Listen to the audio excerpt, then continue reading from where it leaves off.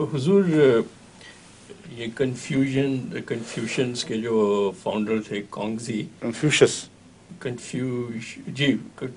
تو جی ان کا نام انگریزی میں تو کنفیوشس نہیں، کنفیوژنس جو ہیں وہ فالوورز ہیں جی، اور کنفیوشس انگریزی میں نام ہے، اصل نام ان کا کانگزی تھا نا. ہاں مگر کنفیوژن تو نہیں کہتے نہیں کنفیوژن نہیں، کنفیوشس ٹھیک ہے.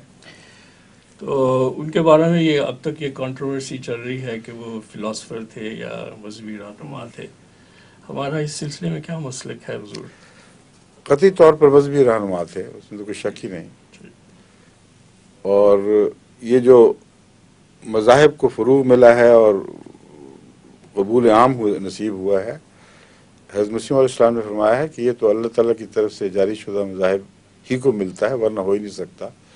اسی لیے ہندوازم کے آباء و اجداد کو، ان کے بانی و بانی کو بھی ہم خدا کے فرستادہ سمجھتے ہیں.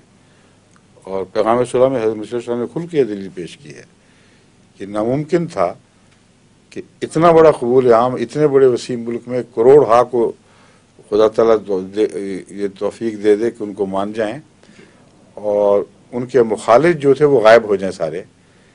یہ الہی تائید کے بغیر ممکن نہیں. مگر عیسائیت میں بھی یہی ہوا، لیکن بعد میں بگڑ گئے وہ. تو یہ کہنا کہ ہندو مشرک ہو گئے یہ کوئی دلیل نہیں ہے. عیسائی بھی تو عملاً مشرک ہو گئے.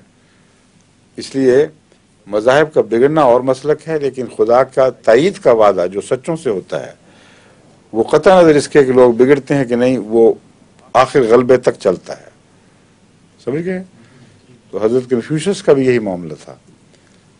ان کے ماننے والوں نے آہستہ آہستہ اس کو فلسفہ بنا دیا، مگر ان کے اندر الہی سچائی کی اتنی تفصیل سے علامتیں موجود ہیں کہ شاید ہی کسی اور مذہب کے بانی کے اندر قرآن کریم سے ایسی مماثلتیں ملتی ہوں.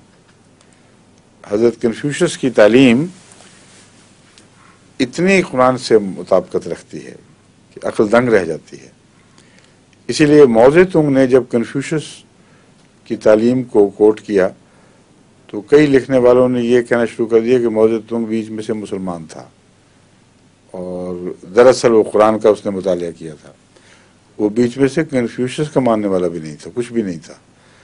لیکن چونکہ وہ اس بات کا قائل تھا کہ اخلاقی تعلیم کے بغیر کمیونزم بھی پنپ نہیں سکتا، اور اس معاملے میں اس کا روسی اشتراکیت سے بنیادی اختلاف پیدا ہوا.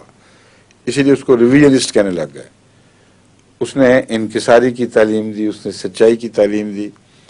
جو باتیں وہ کرتا تھا وہ اتنی قرآن کے مطابق تھیں کہ کہنے والوں نے کہا اس نے ضرور قرآن شریف پڑھا ہوا ہے. اس نے کنفیوشس کی کتابیں تو پڑھی ہوں گی، لیکن قرآن کریم کا کوئی اس کا سوال ہی نہیں. اور میں نے پھر ٹریس کروایا تو ہر وہ تعلیم جو بیان کرتا تھا جس کے مجھے شبہ تھا کہ قرآن سے لی گئی ہے، وہ کنفیوشس کی کتابوں میں موجود نکلی. ربوہ میں پرانے زمانے کی بات ہے، یہی مجھے خیال آیا تھا جو آپ کہہ رہے ہیں. تو میں نے عثمان چینی صاحب کے ساتھ میری بڑی دوستی تھی، ان کو میں نے کہا کہ طوری طور پر ہم یہ مل کے کام کرتے ہیں. تو کافی انہوں نے محنت کی، اور موزے تنگ کی کتابوں سے وہ جو اخلاقی حوالے تھے وہ سارے ٹریس کیے، تو ایک بھی نہیں تھا جو کنفیوشس کی کتابوں میں نہ ملے. تو وہ نبی اللہ تھا، کیونکہ روشنی اتفاقاً تو نہیں اکٹھی ہو جاتی، اس کے دماغ کی روشنی تو نہیں تھی. جو باتیں اللہ تعالیٰ نے قرآن رسول اللہ علیہ وسلم کو بتائیں، اس سے ملتی جلتی اس کو بھی بتائیں، لیکن کامل نہیں. ظاہر بات ہے کہ فرق ہے کم اور زیادہ کا. لیکن اسی کو اس زمانے میں جب دیکھا میں نے تو مجھے یہ خیال پیدا ہوا کہ ہو سکتا ہے عالمی خاتم النبیین سے پہلے کوئی جزوی خاتم النبیین بھی پیدا ہوتے ہوں جو اپنے مسلک کے آخر پر آ کے اب تعلیم دے کے وہاں رک جائیں، اور پھر عالمی خاتم کے لیے تیار کر کے اس طرف لے جائیں. تو اس پہلو سے حضرت موسیٰ بھی ایک خاتم بنتے ہیں، اور اس پہلو سے کنفیوشس بھی خاتم ہے، کیونکہ کنفیوشس کی تعلیم اسی طرح اپنے دائرے میں مکمل ہوئی دکھائی دیتی ہے، اور مگر عالمی نہیں ہے، جزوی ہے.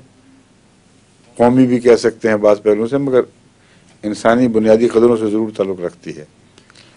تو اس لیے وہ خاتم جو تمام جہان کے لیے نعمت تھا اور رحمت تھا، اور تمام جہان کے لیے انی رسول اللہ علیکم جمیعا، اس خاتم کی تیاری میں یہ خاتم پیدا ہوا۔ میرے ذہن میں یہ بات ہے، یہ مطلب نہیں کہ نعوذ باللہ من ذالک رسول اللہ صلی اللہ علیہ وسلم کے شریک خاتم ہیں، اپنے اپنے دائرے میں جب ان کا مذہب ارتقا کر کے ایک جگہ پہنچا ہے تو ایک چھوٹا سا پھل خاتمیت کا وہاں لگ گیا، اور یہ سب جو تھے وہ تیار ہو گئے آخری خاتم کو قبول کرنے کے لیے۔ تو کنفیوشس بڑے مرتبے کے نبی تھے، معمولی نبی نہیں تھے۔